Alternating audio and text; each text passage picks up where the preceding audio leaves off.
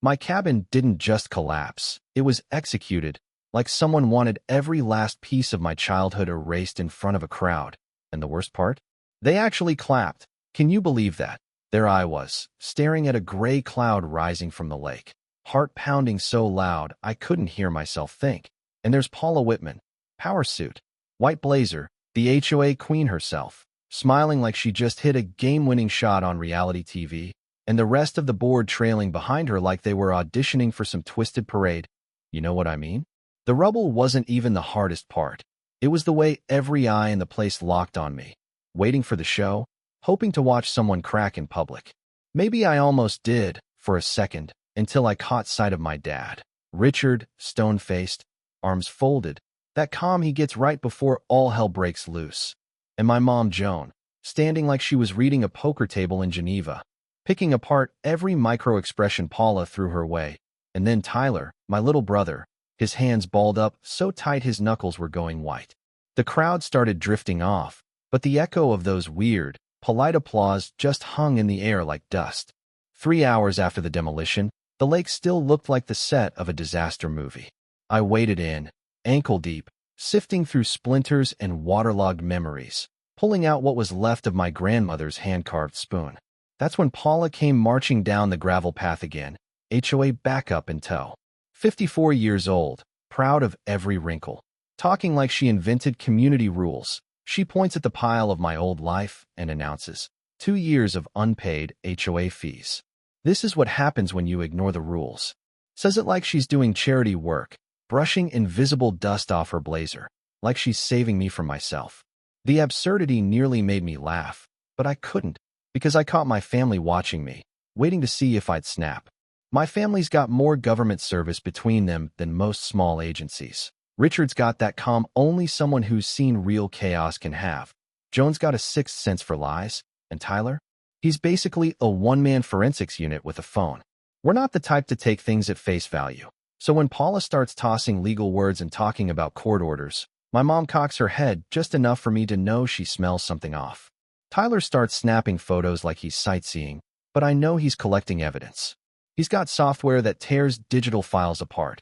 He finds the signature on the court order is off, pen pressure's weird, spacing's wrong, classic copy-paste. My stomach drops. I decide to test Paula with a softball question. Hey Paula, who decided our cabin was actually under your HOA? You got the original boundary map. She stumbles, glancing at her legal guy, and starts mumbling about surveys. That's when I remember Grandpa's old survey, the one buried in a drawer since forever. I pull it up on my phone. The 1968 lines are clear as day, and our cabin is 50 feet outside their boundary. Paula lunges for the phone. Too late. The pictures are already in the cloud. The argument explodes. Paula insists the boundaries were updated, but nobody's buying it now. The fear in her eyes is new, like she knows this mess just jumped out of her hands and into someone else's.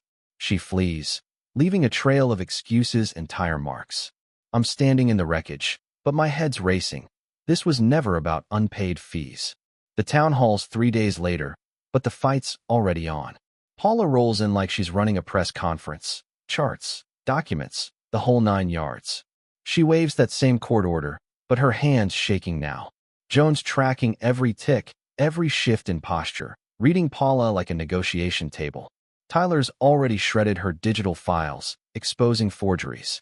I stand up, lay out Grandpa's survey, and the place explodes. Phones filming, neighbors muttering. Paula lunges for the survey, but I'm ready. She's cornered, claims updated boundaries, but her voice is all wrong. Joan steps up, asks if Paula's got the paperwork for these updates. The silence is thunderous. Paula stammers about checking with legal, then all but sprints out. She's not the only one sweating. I see fear in her legal guy too, like he just realized he's not paid enough for this level of mess. That night, Dad turns the garage into an old-school ops center. Radios, laptops, stuff I didn't know we owned. Tyler gets into the HOA's network, finds threads called Operation Lakefront. They're talking about demolishing first, then making up the legal path after, planning resistance, sending money through shell companies. Paula's husband gets a $75,000 transfer 2 days before demolition. It's all right there, dates, details, code names. But the worst part? All these instructions are coming from someone called CR. Dad traces CR's IP. Langley, Virginia. CIA headquarters. Suddenly, it's not just about our cabin. It's about something bigger, way bigger. Now I'm living in a thriller. Drones show up outside our house. High-tech stuff, thermal cameras, all that.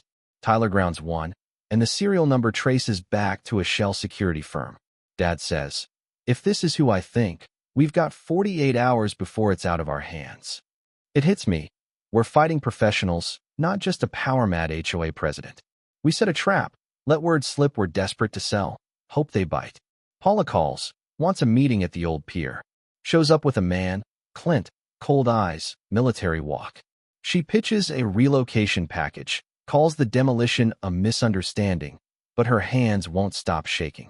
Clint chimes in, all vague, all business, talks community development, but it's clear he's the muscle.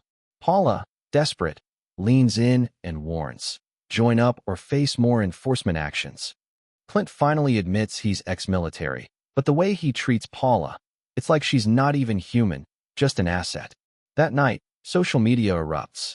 Suddenly, I'm the villain. Deepfake videos of me attacking HOA staff, voice clips doctored to sound violent.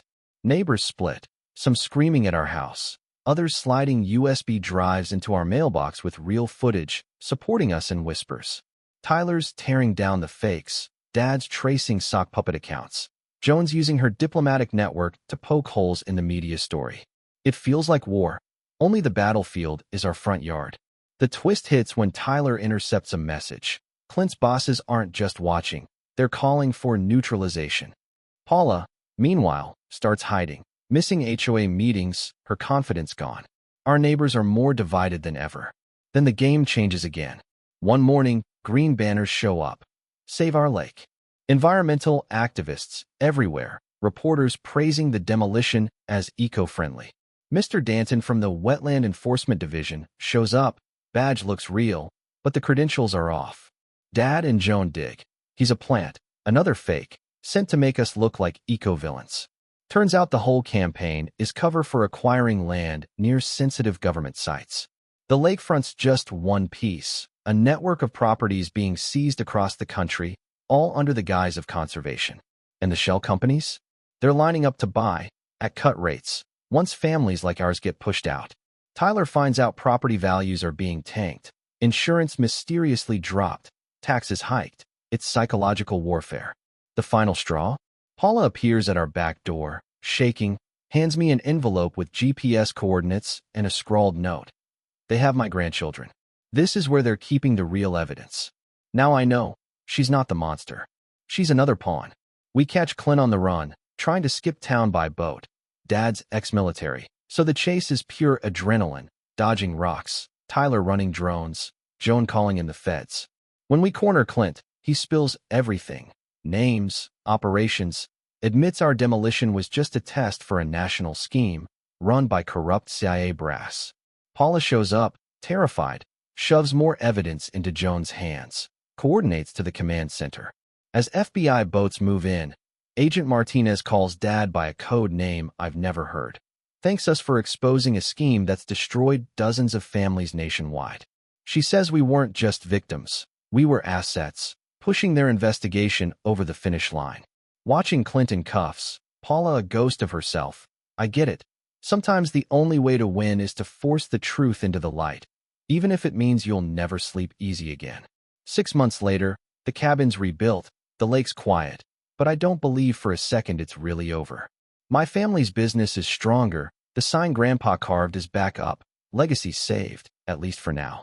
But tucked away in a hidden drawer is a document with new signatures, new threats, proof this fight is bigger than us, and it's just getting started. Victory isn't safety.